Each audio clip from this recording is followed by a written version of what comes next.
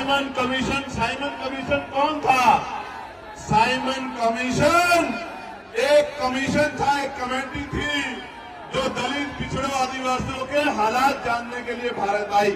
और जब Simon commission Bharat आया और वो यहां से रिपोर्ट बनाकर लेके गया, उस रिपोर्ट के आधार पे गवर्नमेंट कॉन्फ्रेंस हुई और 3 बार गवर्नमेंट कॉन्फ्रेंस में बाबा साहब अम्बेडकर आपको अधिकार दिलाने के लिए लड़ते रहे।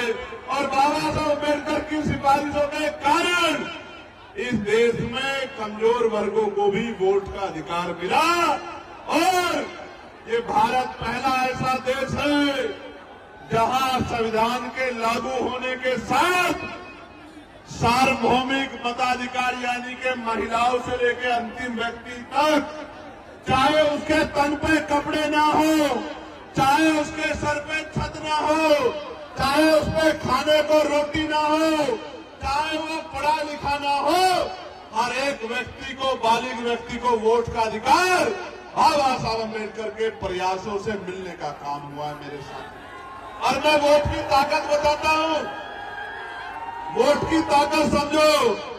अगर ये वोट का अधिकार नहीं होता तो ये जो बड़े बड़े कुर्ते वाले, बड़ी बड़ी गाड़ियों वाले, बड़े बड़े धन्ना सेठ आपकी गलियों में आते हैं, चुनाव के समय आपके पैर पकड़ते हैं, आपके पैर छूते हैं, आपके घर का खाना खाते हैं, आपसे भाईचारा निभाते हैं, आपके घर में कुर्सियों पर बैठ के कहते हैं कि माँ मेरे सिर पे हाथ रख दो, चाची, भाभी, बुआ, ताई, दादी मेरे सर पे हाथ रख दो।